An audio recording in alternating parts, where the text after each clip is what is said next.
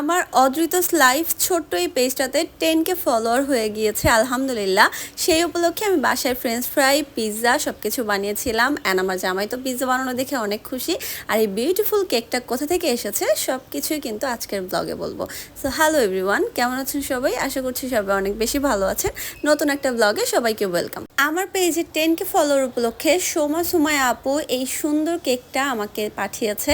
আর এই কেকটা যদি আপনারা নিতে চান তাহলে অবশ্যই উপরে মেনশন করা আইডিতে যোগাযোগ করে নিতে হবে। নতুন উদ্যোক্তা আপুকে অবশ্যই আপনারা সাপোর্ট করবেন, অবশ্যই তার আইডিতে গিয়ে আপনারা অর্ডারটা করবেন। যে কোনো কেক আপনারা কাস্টমাইজ করে নিতে পারবেন, কোনো সমস্যা নেই। আপুর হাতের কাজ কিন্তু অনেক ভালো। আমি কিন্তু আপুর হোয়াটসঅ্যাপ নাম্বারটাও অ্যাড করে দিব, আপনারা চাইলে হোয়াটসঅ্যাপেও যোগাযোগ করে নিতে পারেন। এখন চলেন আমার হাতে পিৎজা বানানোটা আপনাদেরকে দেখাই। আপনারা তো সবাই অনেক পছন্দ করেন আমার হাতে পিৎজা রেসিপি। তো আমি শুরুতেই একটা পানি নিয়ে নিয়েছি বাটিতে, সাথে সামান্য লবণ আর পরিমাণ অনুযায়ী অল্প একটু চিনি দিয়ে ইস্টটাকে দিয়ে দিয়েছি। আজকে আমি শেষে আপনাদেরকে দেখিয়ে দিব আমি কোন ইস্টটা ব্যবহার করেছি। তো এই তো দেখেন, ইস্টটা কিছুক্ষণ রেখে দিয়েছিলাম পানির সাথে, এইভাবে ফুলে গিয়েছে, মানে অ্যাক্টিভ হয়ে গিয়েছে। সাথে দিয়ে দিচ্ছি এখন ময়দা।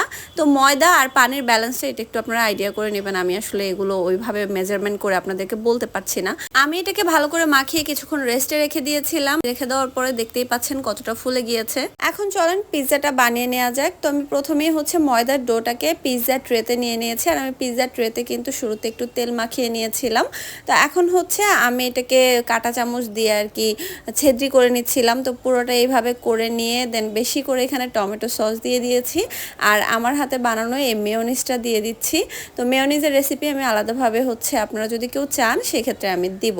তো অবশ্যই কমেন্টে জানাবেন যে আপনারা কি মেয়োনিজের রেসিপিটা চান কিনা। তো এখানে দিয়ে দিচ্ছি আমি শুকনা মরিচের গুঁড়া। আমার যেহেতু ঝাল পছন্দ তো আমি একটু ঝাল বাড়িয়েই দিয়েছি। এখানে দিয়ে দিচ্ছি এখন চিকেনের একটা পুর, এটা আমার রেডি করাই ছিল আগে থেকে।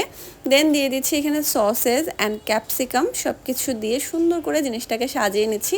দেখতে কতটা সুন্দর লাগছে তাই না? এখন দিয়ে দিচ্ছি পাপরিকার গুঁড়া সামান্য, অ্যান্ড সাথে দিয়ে দিব অরিগানো। তো অনেকেই কমেন্ট করেন যে এই জিনিসগুলো আপনারা কোথায় পাবেন। এই জিনিসগুলো কিন্তু আপনারা যে কোনো সুপার শপে গেলেই পাবেন, বা বড় কোনো মুদি দোকানে গেলেও আপনারা এই জিনিসগুলো পেয়ে যাবেন। আমি আজকে দেখিয়ে দিয়েছি, আপনারা এটাকে স্ক্রিনশট দিয়ে যে কোনো দোকানে, বড় মুদি দোকানে গিয়ে দেখালে কিন্তু দেখিয়ে দিবে।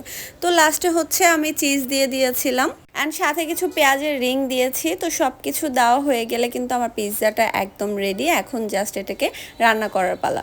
আমার জামাই তো দেখে অনেক খুশি হয়ে গিয়েছে যে বাসায় আমি এত বড় একটা পিৎজা বানিয়েছি। অ্যান্ড সে বলতেছে তুমি তো প্রফেশনালভাবে পিৎজা বানানো শিখে গিয়েছো, তোমার তো উচিত এখন এটা সেল করা। তো এটা নিয়ে আমরা একটু মজা নিচ্ছিলাম আর কি। তো যাই হোক, এখন আমার পিৎজাটা রেডি। চলেন এটাকে এখন রান্না করা যাক। আমি শুরুতে বলেছিলাম আপনাদেরকে দেখিয়ে দিব যে আমি কোন ইস্টটা ব্যবহার করি। এই তো সেই ইস্ট, এটা 50 টাকা দাম, হাইকো ব্র্যান্ডের। আর এটা কিন্তু আপনারা চোখ বন্ধ করে ব্যবহার করতে পারেন। আমি অনেকদিন যাবত ফ্রিজে এটা রেখে দেওয়ার পরেও কিন্তু এটা আজকে খুব ভালোভাবে হয়েছে।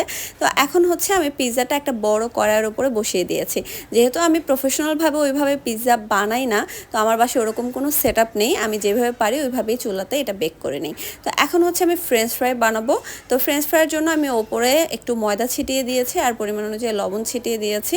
আমি কিন্তু আলুটাকে আগে থেকে সেদ্ধ করে নিয়ে আমি এইভাবেই এটাকে একটু ভেজে নিব সময় নিয়ে। তো এটা এইভাবে ভাজলেও কিন্তু শর্টকাটে ভালোই হয়, খারাপ হয় না। তো আমি আজকে একটু তাড়াহুড়াই করছিলাম। তো আলুটাকে আমি এখানে তেলের মধ্যে ভালো করে দিয়ে উল্টে পাল্টে একদম লাল লাল করে ভেজে নিচ্ছিলাম। এদিকে আমার পিৎজাটাও তো পিৎজাটা কিন্তু হয়ে গিয়েছে। আর পিৎজাটা হতে সময় লেগেছিল 50 মিনিট, যেহেতু আমি একদম কম আছে এটাকে করেছি। আর আমি এখানে টেবিলটাও খুব সুন্দর করে সাজানোর ট্রাই করেছি। কেমন হয়েছে অবশ্যই জানাবেন। তো এখানে আমি একে একে এখন কেকটা দিয়ে দিলাম, সাথে ফ্রেঞ্চ ফ্রাই অ্যান্ড পিৎজাটা সাজানোর পরে দেখতে আমার কাছে ভীষণ ভালো লাগছিল। আর আমি এখানে আর্টিফিশিয়াল কিছু ক্যান্ডেল দিয়ে দিয়েছিলাম। সব কিছু সাজিয়ে আমিও বসে পড়েছিলাম কিছু পিকচার তোলার জন্য। এত সুন্দর করে কষ্ট করে সাজিয়েছি, যদি কিছু পিকচার না তুলি তাহলে তো সম্পূর্ণ জিনিসটা অসম্পূর্ণ থেকে যাবে, তাই না? তারপরে আমি আমার জামাইকে ডেকে নিয়ে আসলাম যে আসো এখন আমরা কেকটা কাটি। তো কেকটা কাটলাম দুইজনে মিলে। এই মুহূর্তটা আমার কাছে অনেক বেশি স্পেশাল। আর এই মুহূর্তটা আমি চাই সারা জীবন আমি বন্দি করে রাখবো। এই জন্যই আমি ভিডিওগুলো এভাবে করে রেখেছি। একটা ভিডিও করার পেছনে কিন্তু মূল উদ্দেশ্যই থাকে যে এই ভিডিওগুলো পরবর্তীতে স্মৃতি হয়ে থাকবে। যতবার দেখবো ততবার আমার এই দিনটার কথা মনে হবে। তো আমি প্রথমে কেকটা কেটে ওকে একটু খাইয়ে দিচ্ছিলাম। তারপর ওকে বলতেছিলাম যে স্বার্থপর তুমি একটা, আমি তোমাকে খাইয়ে দিচ্ছি, তুমি তো আমাকে দিতেছো না। পরে ও আমার জাস্ট হাতটা একটু ধরছে, দেখেন বরাবর অবস্থা। তো এখানে আমরা কি যেন নিয়ে খুবই হাসাহাসি করতেছিলাম।